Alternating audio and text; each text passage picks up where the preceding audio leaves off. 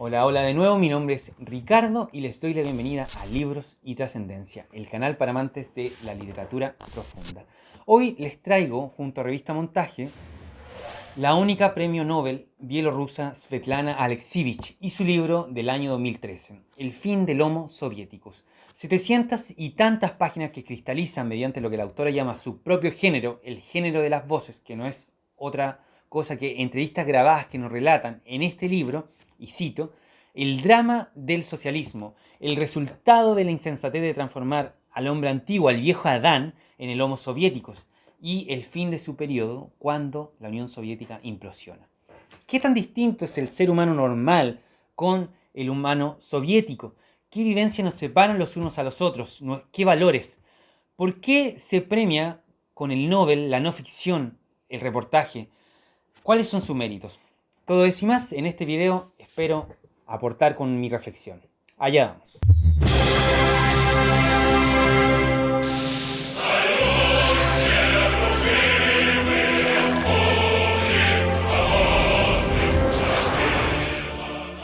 Para este video debiese estar bebiendo vodka o algo por el estilo, pero bueno, no tengo, así que comienzo con una cita.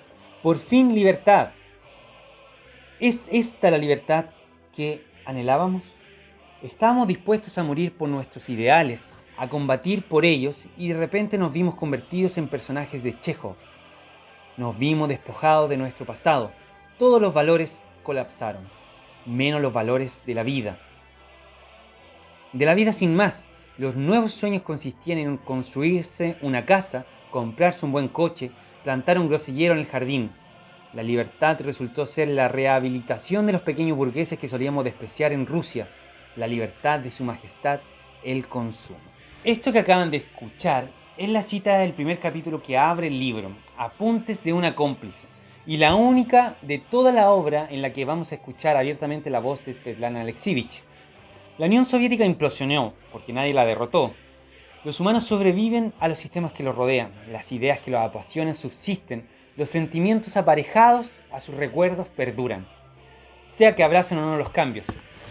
Y eso me encantó del libro, porque nos da la oportunidad de entender un antes y un después con sus ojos privilegiados, y a menudo desesperados, cómo fue la desaparición de un mundo, de una historia, de todo un sistema en muy corto tiempo. Entonces, ¿cómo fue este libro escrito?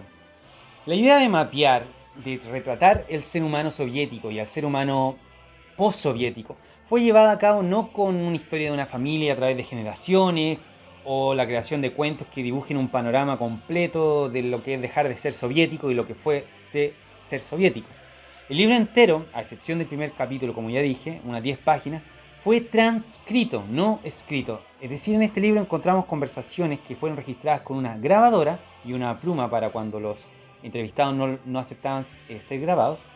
Y por lo tanto, este libro no es una creación, una narración que tenga un sentido de principio a fin.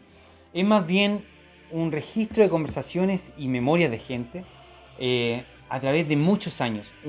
El resultado de una larga investigación. Ahora, el resumir este gran océano de memorias en papel es sin duda un gran mérito. La historia, esta ciencia, esta disciplina, esta pasión, pareciera preocuparse solamente por los hechos, las causas, las consecuencias, las interpretaciones, y deja de lado lo que son las emociones, los sentimientos, la infinidad de verdades que emplean los seres humanos para vivir o intentar vivir feliz. De eso trata, de la intimidad y grandeza de que existen los costados de la historia. Ese es el tema del libro. Es necesario saber sobre el sistema político de la Unión Soviética, su funcionamiento, sus pugnas internas dentro del Partido Comunista, la cronología de los hechos. La verdad es que no. Si bien el libro incluye una cronología, no es necesario entenderla a cabalidad. Lo que es necesario entender es que muchas cosas cambiaron en muy corto tiempo.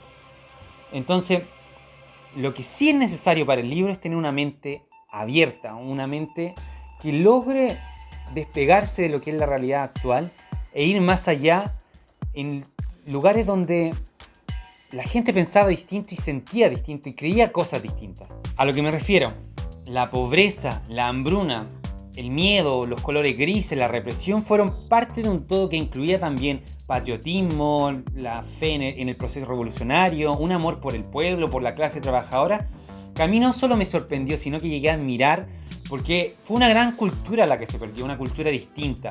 Y la cotidianidad de ese mundo, su humor, sus ideas acerca de qué es lo que hay afuera de la cortina de hierro, no sé, es sublime, en verdad, es súper hermoso, lo disfruté mucho, me indigné, me emocioné, me reí.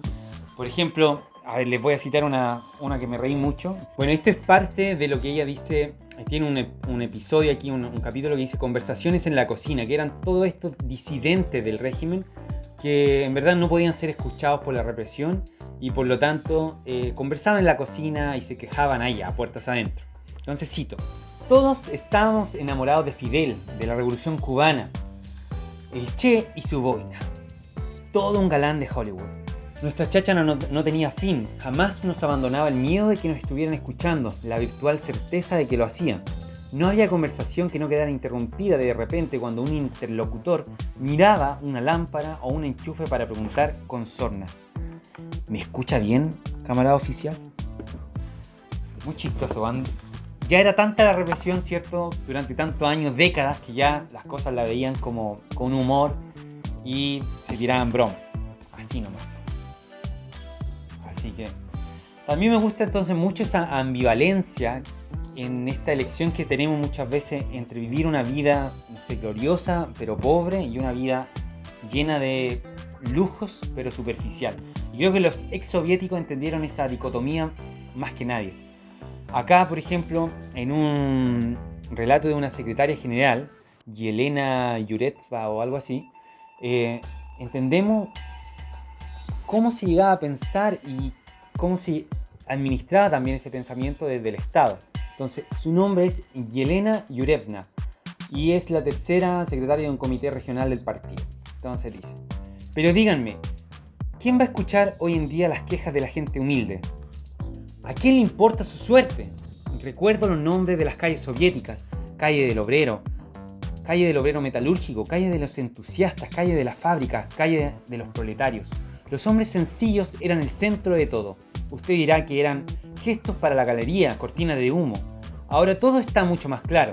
¿Que no tiene dinero? Pues esfúmate entonces. Vuelve a tu agujero y púdrete. Y las calles llevan nuevos nombres: calle del pequeño burgués, calle de los mercaderes, calle de la nobleza. Que he visto incluso un embutido llamado el embutido del príncipe y también un vino llamado el vino de los generales. Todo pasa por el culto al dinero y al éxito. Los fuertes, los que tienen puños de acero son los que sobreviven. Pero no todo el mundo es capaz de ir por ahí pisando cabezas o arrancando la piel a trozos a los demás, haciendo negocios, como se dice. Algunos no están hechos de esa pasta y otros simplemente les repugnaría llevar esa vida.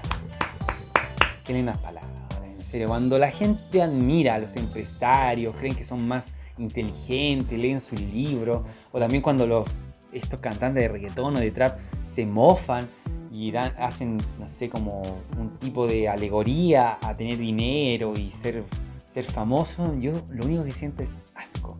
En serio, por ningún momento los admiro. Cuando veo un comercial de alguien triunfante que tiene este super auto, así que cómpralo, ese weón debiese arder en una hoguera, no sonreírnos desde la tele. No, yo prefiero ocupar mi mente en lo que somos, lo que podemos llegar a ser a través de la lectura. Y bueno, no sé si ustedes habrán soñado alguna vez con un país más justo, con el socialismo, lo que sea. Pero cuando leí este testimonio de Yelena, me sentí tan feliz, tan interpretado por sus palabras, que casi me dieron ganas de haber nacido en la Unión Soviética. Porque allá el que comercia, el que especula, es digno de ser condenado a cadena perpetua. Porque para mí así es. La especulación es peor que el robo. Y se han sacado. Bueno, pero no vayan a creer que por mis palabras la autora pretenda hacer una apología de la Unión Soviética o algo por el estilo. Ella es clara con su oposición al régimen soviético.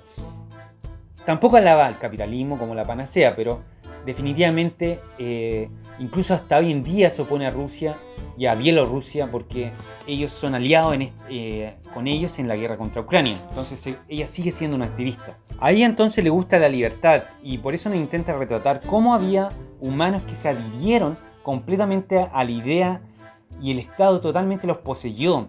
Se volvieron completamente ineptos en la búsqueda de felicidad de otra forma que no sea a través del Estado. No pudieron abrazar el individualismo, no pueden vivir su vida sin hacerlo movidas por este gran ideal.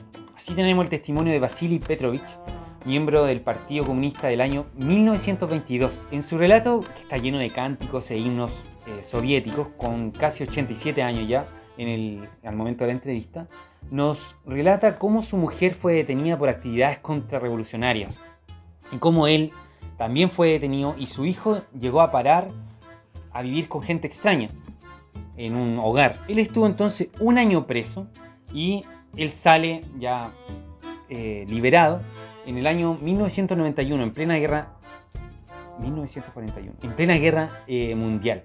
Entonces él dice, bueno, ya me quieren enlistar a la Segunda Guerra Mundial, y el gobierno le dice: Vasily Petrovich, aún eres sospechoso de actividades contrarrevolucionarias. Tu mujer está ahora en Siberia trabajando, tratando de redimirse.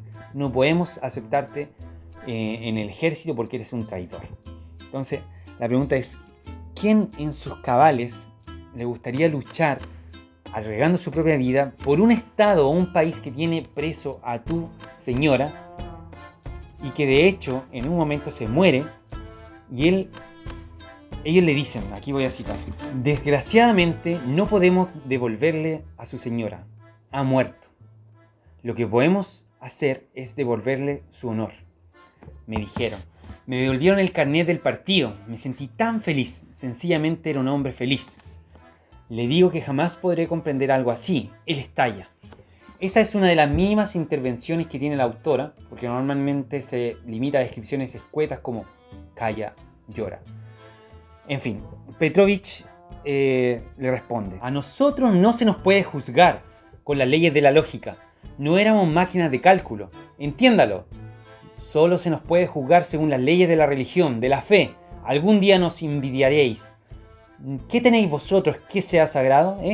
Nada, solo os interesa el confort.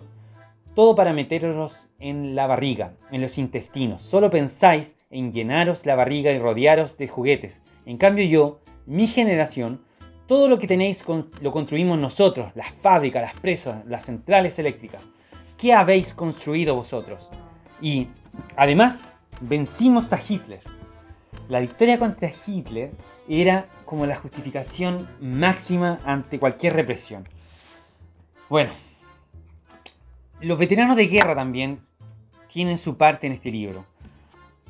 Muchas veces ellos se sentían los héroes, pero abandonados económicamente. Y hay un relato de una médica y un ex veterano que se enfrentan a lo que fue la disolución de los valores y cómo en cierta forma ya ni se les respetaba en las calles ni por el mismo Estado de Rusia. Margarita Pogrevitskaya es la que nos va a hablar, y en esta cita entonces ellos van desde un pueblo del campo hacia Moscú y se enfrentan con el gran cambio que hubo en su ciudad capital, la ciudad que ellos defendieron como veteranos. Entonces ellos van caminando por la calle y se encuentran con un vendedor ambulante. Mi marido le señaló a un vendedor la medalla al valor y le preguntó el precio. Te la dejo por $20, le respondió. Y después le ofreció, venga, te la dejo por 1000 rublitos de nada. ¿Y la orden Lenin cuánto vale?, preguntó mi marido. Esta sale por $100, le dijo el otro. ¿Y la de la vergüenza? ¿Tienes vergüenza tú?, estalló mi marido dispuesto a pelearse. ¿Qué demonios te pasa? ¿De qué agujero has salido? Esto que vendo es un recuerdo del totalitarismo, se defendió el vendedor. Eso dijo, recuerdo del totalitarismo. Es decir, que todas aquellas condecoraciones y medallas no eran más que trocitos de metal que ahora gustaban mucho a los extranjeros, ávidos de coleccionar símbolos de la época soviética. En la narración entonces van a buscar a un policía, que cómo se va a permitir esto, que cómo se va a vender esto es criminal. El policía le dice que se prohíbe solamente la venta de drogas y pornografía, nada más. La médica entonces, Margarita, y su esposo veterano lloran entonces porque entienden en su viaje a Moscú que ya no eran más héroes, ahora eran solo estúpidos que creyeron en una idea ya obsoleta. En la vida de las personas y su pasado, sus vivencias, una escena teatral, un negocio, pueden ser solamente cancelados por la firma de los políticos. El concepto de Sobok, un epíteto negativo para los que piensan como soviéticos en los tiempos actuales. Entonces, asistimos a esto, cómo estos ex soviéticos son considerados víctimas, idiotas, tiranizados por la idea, esclavos de la utopía. Es muy fuerte entonces ver cómo todo el mundo de ellos se derrumba. Bueno, cambiando de tema entonces, sobre la represión que ejercía el Estado a los homo soviéticos. El libro entonces nos trae la voz de un tipo que se casaría con la hija de alguien de buena familia, un gendarme soviético, decía, y que en su lecho de muerte el tipo se quedó con él por coincidencia. El posible suegro entonces le cuenta cosas terribles, desde la electrocución de genitales hasta prisioneros desnudos en la nieve a los que se les arrojaba agua para crear campos con estatuas humanas, ex prisioneros, que duraban hasta la primavera. Así entonces reflexiona, y que esta cita a mí me gustó mucho porque en cierta forma nos explica cómo la represión nunca se detiene, es parte de una cadena de mandos y un ciclo sin fin. Entonces, muy irónica esta parte de lo que él dice, para justificarse a sí mismo al fin y al cabo. No soy yo, es el sistema, se decían a sí mismos. Hasta el propio Stalin aseguraba que no era él quien tomaba las decisiones, sino el partido, les decía a sus hijos. ¿Crees que Stalin soy yo?